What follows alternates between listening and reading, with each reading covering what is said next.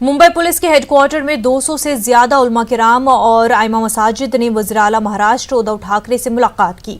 मुलाकात के दौरान उलमा किराम ने पुरजोर मुतालबा किया कि पंजाब और केरला की तर्ज पर महाराष्ट्र में भी एनआरसी के अदम-ए-नफाज के लिए असेंबली में करारदाद मंजूर की जाए, लेकिन वज़ीर आला महाराष्ट्र ने असेंबली में करारदाद मंजूर करने के मुतालबे पर वाज़ेह जवाब न देते हुए कहा कि महाराष्ट्र में किसी शहरी पर आंच नहीं आने दी जाएगी। एनआरसी से किसी शहरी के हकूक और शहरियत को खतरे में नहीं डाला जाएगा। उद्धव ठाकरे ने हुकूमत पर यकीन करने का भी मशवरा दिया। हमारे नुमाइंदे महीउद्दीन ने उलमाए किराम से बात की।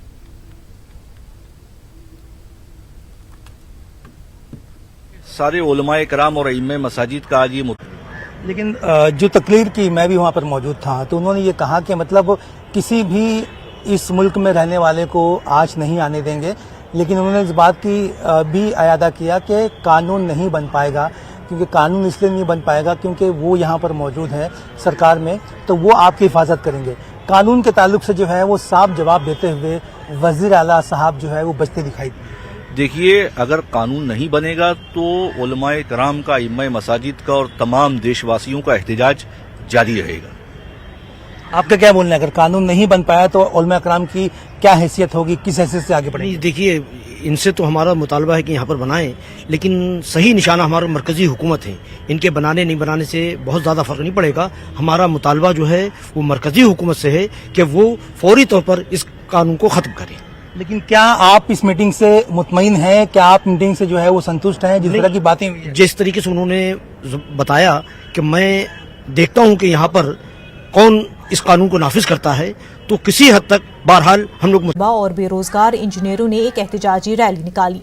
ये रैली आम खास मैदान से डिविजनल कमिश्नर ऑफिस पहुंची। रैली के जरिए तलबा ने बेरोजगारी, महंगाई और मुल्क की माशी हालत को उजागर करने की कोशिश की। खास बात यह है कि मुजाहिरीन ने एक गाड़ी पर भजिए फरोख्त करके हुकूमत की पॉलिसी पर नुक्ताचीनी की। इस रैली में जात पात से ऊपर उठकर तमाम मज़ाहिब के तलबा ने शिरकत की। उनका कहना है कि जब तक सीएए को वापस नहीं लिया जाता, तलबा का एहतजाज लगातार जारी रहेगा। स्टूडेंट्स क्वालिफाई करके बाहर निकल रहे हैं, उनके पास जॉब्स नहीं है, अनएम्प्लॉयमेंट बढ़ चुका है। कहाँ पर देश जा रहा है हमारा? गवर्नमेंट की इस बात से ये नहीं है। एनआरसी और सीएए से क्यों डर है मुसलमान? डर नहीं है किसी भी चीज़ का, हमारे पास सब है सर, लेकिन हम इस काले कानून को एक्सेप्ट करने के लिए नहीं है, क्योंकि ये इंडिया को डिवाइड करने के लिए। हम यहाँ पे सारे स्टूडेंट्स इकट्ठा हुए हैं। हमारा एनआरसी और सीएए पे कड़ा विरोध है, क्योंकि एनआरसी जो कायदा है, ये कायदा साफ साफ मुस्लिम के बाद हिंदू, दलित जो लोग हैं, क्रिश्चियन जो लोग हैं, सब कम्युनिटी को इस देश से बाहर हकालने का जो कायदा और संवैधानिक कायदा जो यहाँ पे लागू करने की ये सरकार बात कर रही है, हम बिल्कुल उसके विरोध में। भारतीय संविधान सुरक्षा समिति की जानिब से सीएए और एनआरसी कानून के खिलाफ मालेगांव शहर की शहीदों की यादगार पर मशाल लेकर धरना दिया गया। इस धरने में मालेगांव शहर की 9 से ज्यादा सियासी पार्टियां शामिल थीं। इस कानून को वापस लेने और मरकजी सरकार के इरादों के खिलाफ ये धरना दिया गया। इस मौके पर संविधान सुरक्षा समिति की जानिब से ऐलान किया गया कि जल्द ही शाहीन बाग की तर्ज पर मालेगांव शहर में भी एक तहरीक शुरू की जाएगी। उनकी तरफ से हम लोगों ने यहाँ पर शहीदों की यादगार के पास धरना दिया, एहतजाज किया। केंद्र सरकार नरेंद्र मोदी की हुकूमत ये काला कानून जो उसने बनाई है, सीएए और एनआरसी, ये वापस ले, ये हमारा डिमांड है प्रमुख, और हम इस प्लेटफार्म से और भी आगे एहतजाज हम लोग करते रहेंगे। शहरी तरमीमी कानून के खिलाफ वंचित बहुजन अघाड़ी की जानिब से 24 जनवरी को महाराष्ट्र बंद की कॉल दी गई है। इस कॉल के तहत नांदेड़ में भी बंद का एहतमाम किया जाएगा। वंचित बहुजन अघाड़ी के जिम्मेदारान ने कुल जमाती तहरीक के जिम्मेदारान से मुलाकात की और इस मामले में उनसे हिमायत देने की मांग की थी। वंचित बहुजन अघाड़ी के बंद में शामिल होने या न होने से मुतल्लिक फैसला करने के लिए आज कुल जमाती तहरीक के जिम्मेदारान की एक अहम मीटिंग मुनक्किद की गई। मीटिंग में कुल जमाती तहरीक ने मुतफ़िक़ा तौर पर इस कॉल को हिमायत देने का फैसला किया है। इस मौके पर लोगों से अपील की जाएगी कि वो बंद में शामिल होकर हुकूमत तक अपनी बात पहुंचाने की कोशिश करें। नांदेड़ शहर में हुकूमत की एनआरसी और सीएए और एनपीआर की जो पॉलिसीज़ है उसके ख़िलाफ़ मुनज़्ज़म कोशिश कर रही है, और ये कोशिश हमारे अगर दलित भाई और दूसरे तबकात की तरफ से भी हो रही है तो हम उसका बराबर साथ देंगे। आइंदा भी इस तरीके की कोई सरगर्मी करेगा और वो जमहूरी क्राइटेरिया के अंदर रहेगा तो कुल जमाती तहरीक उसकी बराबर जो है तायद करेगी। तो अल्हम्दुलिल्लाह आज यहाँ पर कुल जमाती तहरीक नांदेड़ के ज़िम्मेदारों ने और साथ ही साथ शहर नांदेड़ के तमाम दीगर बिरादरियाँ ख़ास तौर पे मोंडा व्यापारी एसोसिएशन, ATM, कुरैश बिरादरी, बागवान बिरादरी, इन तमाम हजरात के सामने गुफ्तगू हुई और तमाम ने इत्तेफाक राय से तय किया कि आने वाली 24 जनवरी को हम लोग मिलकर जो है इस नांदेड़ बंद के अंदर शामिल रहेंगे। लिहाजा कुल जमाती तहरीक आप तमामी हजरात से गुजारिश करती है कि आने वाली 24 जनवरी को आप हजरात जो है इस महाराष्ट्र बंद में शामिल हों। मालेगांव म्युनिसिपल कॉरपोरेशन की खसूसी जनरल बोर्ड मीटिंग हॉल से वीर सावरकर की तस्वीर हटाने का मुतालबा कॉरपोरेटर शान हिंद निहाल अहमद ने किया था। उनके इस मुतालबे पर हिंदुत्व तंजीमें मुश्तइल हो गई हैं। इन तंजीमों ने उनकी कॉरपोरेटर रुकनियत रद्द करने का मुतालबा भी किया है। मालेगांव शहर में शांति और अमन चाहते हो तो आपका कोई भी निर्णय हो लोकशाही मार्ग से लड़ो, लेकिन इस तरह से आपकी जो कृति है, आपका जो प्रदर्शन है, ये नहीं चलेगा। और हम विश्व हिंदू परिषद के माध्यम से इसका निषेध करते हैं और कारपोरेशन में अभी हमने आयुक्त साहब को निवेदन दिए कि इनका नगर सेवक पद जो है ये रद्द किया जाए। वक्त हो गया कर्नाटक की खबरों का, तो नजर डालते हैं सुर्खियों पर। कर्नाटक के बेंगलुरु एयरपोर्ट में बम रखने का मामला। कर्नाटक के उडुपी शहर के आदित्य राव ने बेंगलुरु पुलिस के सामने की खुदसुपुर्दगी, अपने जुर्म का किया इकरार। कर्नाटक के साबिक वज़ीर आला कुमारस्वामी ने येदियुरप्पा हुकूमत पर दहशतगर्दी का माहौल पैदा करने का लगाया इल्जाम। कहा, बेंगलुरु एयरपोर्ट पर बम रखे जाने का मामला इसी सोच का है नतीजा। CPIM लीडर सीताराम येचुरी ने CAA को करार दिया गैर कानूनी। कहा, बीजेपी की नीयत नहीं है अच्छी। ममता बनर्जी पर भी उठाए सवाल। गुलबर्गा में येचुरी ने की न्यूज़ 18 से बातचीत। गुलबर्गा में मुनक्किदा कौमी कन्वेंशन में CAA, NRC और NPR को किया गया एक आवाज में मुस्तरद। पीपल्स फोरम की जानिब से मुनक्किदा कन्वेंशन में कई सियासी तंजीमें और समाजी हलकों ने की शिरकत।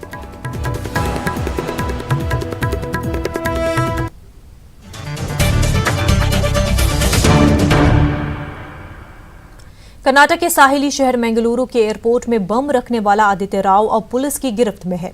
आदित्य राव ने आज बेंगलुरु पहुंचकर खुद सुपुर्दगी की। 2 दिन कबल यानी 20 जनवरी को बेंगलुरु एयरपोर्ट में एक मुश्तबा बैग बरामद हुई थी। उस बैग में बम था जिसे एक तवील ऑपरेशन के बाद नाकारा बनाया गया। बेंगलुरु ने पुलिस आदित्य राव से नामालूम जगह पर पूछताछ की। ज़राए के मुताबिक आदित्य राव ने अपने जुर्म का इकरार किया है। बम रखने वाले इस मुलजिम को बेंगलुरु पुलिस ने बेंगलुरु पुलिस के हवाले कर दिया है। वाज़ेह है कि इससे कबल आदित्य राव ने फ़ोन के जरिए बेंगलुरु इंटरनेशनल एयरपोर्ट में बम की अफवाह फैलाई थी।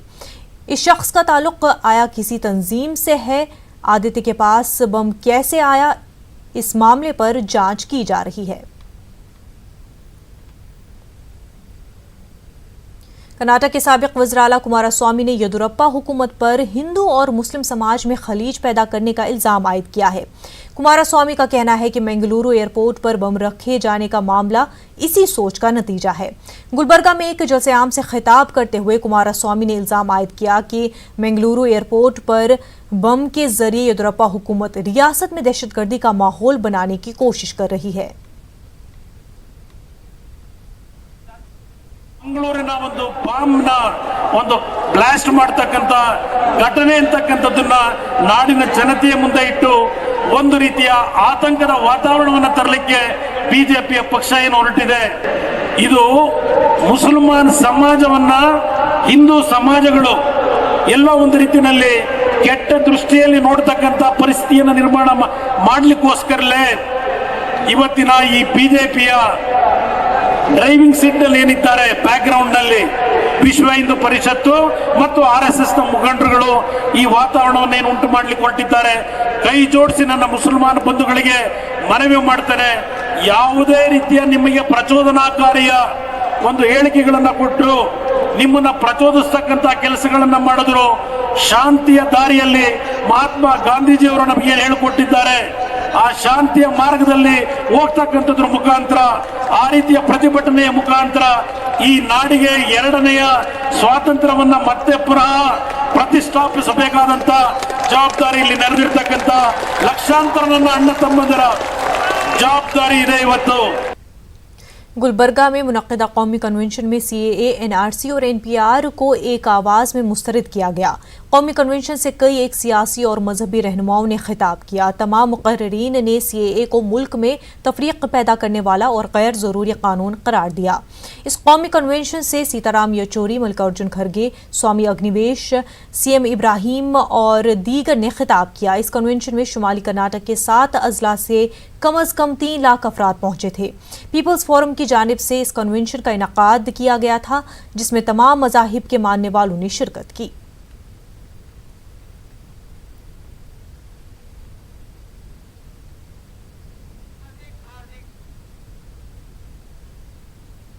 शेड्यूल कास्ट को कुचलने का ही चल रहा है। 5000 साल से आप कुचल रहे हो और आज कहते हो हम शेड्यूल कास्ट के भलाई के लिए ला रहे हैं। शेड्यूल कास्ट के अछूतपन के बारे में आपने कभी सोचा?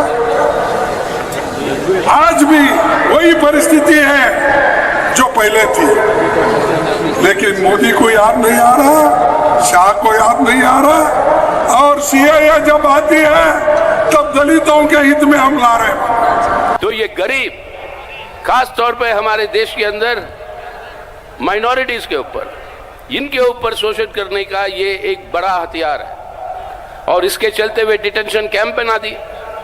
अच्छे डिटेंशन कैंप, मोदी साहब कहते कोई डिटेंशन कैंप नहीं है, सरकार कहती है पार्लियामेंट में 6 डिटेंशन कैंप है अब आसाम में, और हर राज्य सरकार को केंद्र सरकार ने आज ऑर्डर दिया कि आप भी बनाइए डिटेंशन कैंप अपने स्टेटों में। हम कहते हैं सीधा सीधा, बंगाल में हमने कहा अगर डिटेंशन साहब का एक भी ईंट लगेगा डिटेंशन कैंप को बनाने के लिए, हम हाजिर हो जाएंगे उधर अपनी जान देने के लिए, लेकिन देश में कोई डिटेंशन कैंप नहीं होगा और कोई डिटेंशन कैंप बनने नहीं देंगे। आज हम उनसे कहना चाहते हैं, आज साफ करना चाहते हैं, हमारे पास वोटर आई कार्ड है, हमारे पास आधार कार्ड है, आंख की पुतलियों का, पंजों का, उंगलियों का सारे निशान है आधार कार्ड में। इसके बावजूद भी तुम सबूत मांगते हो। आज ऐसा लगता है कि चुने तो गए थे 2019 में 5 साल के लिए, लेकिन अब इनके लिए 5 साल क्या, अगले 1 साल भी काटना मुश्किल हो जाएगा, जो आज बगावत चल रही है। ये लोग चाहते क्या है? वो चाहते हैं मनुस्मृति इस देश में लाए। जो ब्राह्मण ऊपर है, शूद्र कौन कौन होगा ये आप जान लीजिए, स्वामी जी बताएंगे। आप शूद्र, दलित, बैकवर्ड, कोली, कुरुबा, लिंगायत, वकलिगा, ये सब शूद्र होंगे। ये इनकी हकीकत है।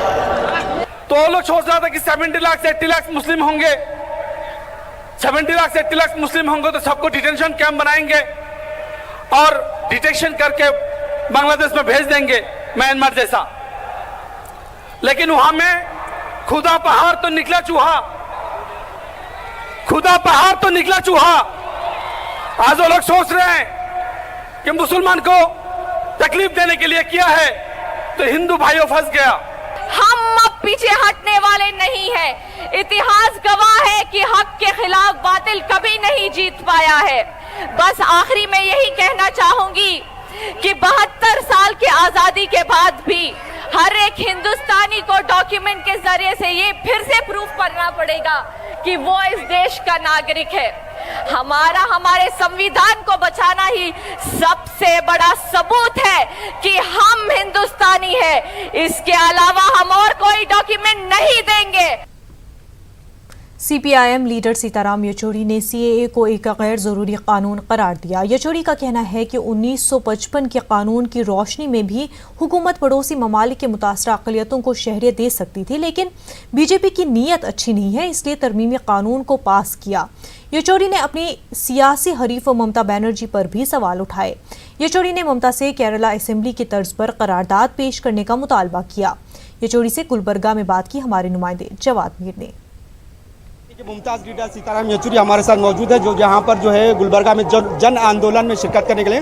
सर, हुकूमत कह रही है कि ये शहरियत देने का कानून है, शहरियत लेने का कानून नहीं है, फिर क्यों रोड पर उतरी है जनता? देखिए, आपको शहरियत देने के लिए कानून ऑलरेडी है, क्यों नहीं दिया उनको आज तक? अगर आप कह रहे हो कि पिछले 40 साल से अपने मुल्क के अंदर ऐसे लोग हैं जो बांग्लादेश या पाकिस्तान या अफगानिस्तान से आए हुए हैं, देश का कानून आज का जो कानून जो चल रहा है देश में आज़ादी के समय से, कि जो भी हमारे मुल्क के अंदर 11 साल से ज़्यादा रहता है वो अपनी देश की सिटीजनशिप के लिए अप्लाई कर सकता है, सरकार वो दे सकती है। क्यों नहीं दिया भाई?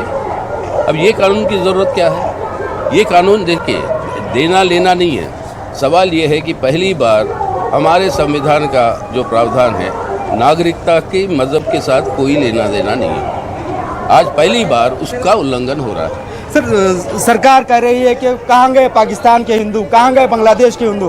क्या वहाँ के हिंदुओं को अकोमोडेट करना क्या हमारा फ़र्ज़ नहीं है? इस तरह से बात कर रही है। बिल्कुल फ़र्ज़ है, तो अकोमोडेट क्यों नहीं किया?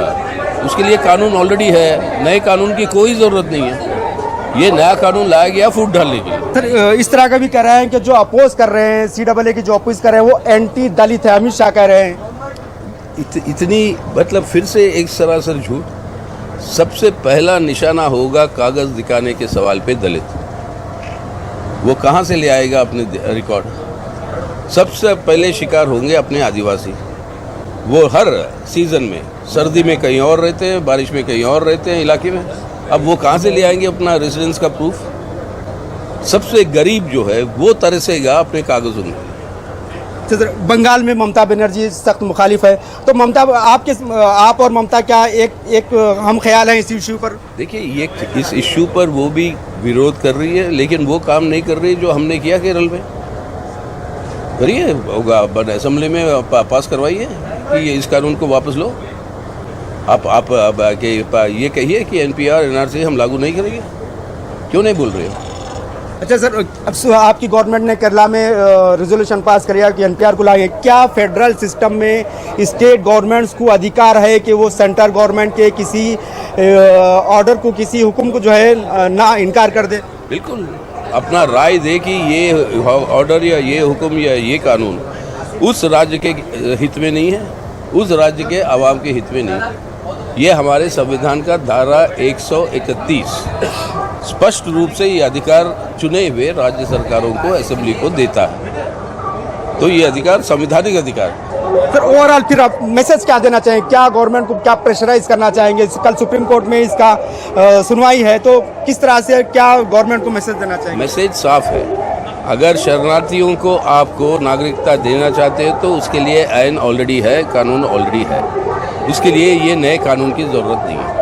यह नया कानून ले आया गया है नफरत फैलाने के लिए, हिंसा फैलाने। उस वजह से ये कानून आई, तो इस कानून को आपको वापस लेना है। शुक्रिया सर।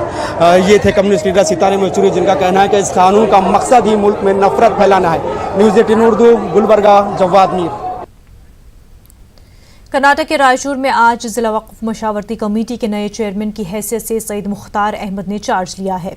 सईद मुख्तार के साथ साथ वाइस चेयरमैन की हैसियत से S अब्दुल पटेल और रुकन की हैसियत से महबूब ने भी अपना ओहदा हासिल किया है। रियासती हुकूमत ने जिला वक्फ मशावरती कमेटी के लिए कल 5 अरकान पर मुश्तमिल फहरिस्त जारी की है, जिनमें चेयरमैन, 2 वाइस चेयरमैन समेत 3 अरकान शामिल है। डिस्ट्रिक्ट वक्फ ऑफिसर अमीर अहमद ने चेयरमैन, वाइस चेयरमैन और एक रुकन को हलफ दिलाया है। नए चेयरमैन ने कहा कि रायचूर जिले के लिए ज्यादा से ज्यादा वक्फ फंड्स लाने के लिए इक़दाम किए जाएंगे।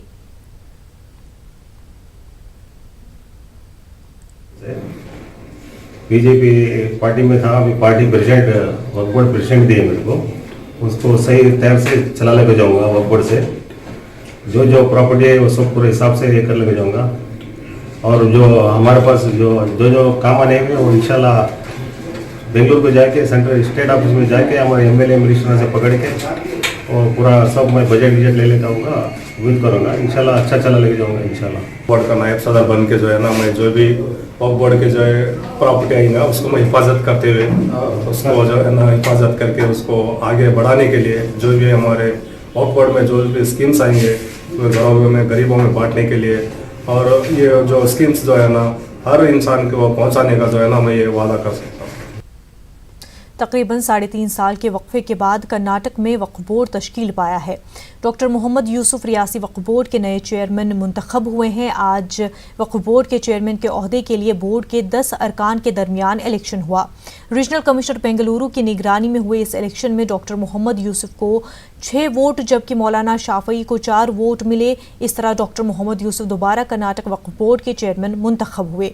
राज्यसभा के रुकन डॉक्टर सईद नासिर, साबिक रियासी वजीर तनवीर सेठ गुलबर्गी के रुकन असम्बली कनीज़ फातिमा और वक्फ बोर्ड के दीगर अरकान इस मौके पर मौजूद थे। शुक्रिया अदा करता हूँ कि अल्लाह ने मेरे को दूसरा खुद भी state board of Karnataka chairman मुंतखब किया। सबसे बड़ी बात यह है कि जो मेरे सीधे तरफ और दाएं हाथ तरफ बैठे हैं, ये मेरे समझता हूँ ये 2 मेरे हाथ हैं। मैं तमाम अराकिन्स का शुक्रिया करता हूँ, अदा करता हूँ। 10 जो बोर्ड के मेंबर्स हैं, 6 इलेक्टेड मेंबर्स और 4 नॉमिनेटेड मेंबर्स, 10 के 10 मेंबर्स और मौजूद थे। और वोटिंग के बाद जो रिटर्निंग ऑफिसर थे डॉक्टर मोहम्मद यूसुफ साहब को बोर्ड के चेयरमैन डिक्लेयर किए, उनकी जीत का ऐलान किए। सबसे पहले मैं डॉक्टर यूसुफ साहब का मैं उनको मुबारकबाद देता हूँ। तमाम की ख्वाहिश ये थी कि यहूदी को मैं संभालूं। मेरी आवाज़। बुलेटिन में फिलहाल इतना ही। आदाब।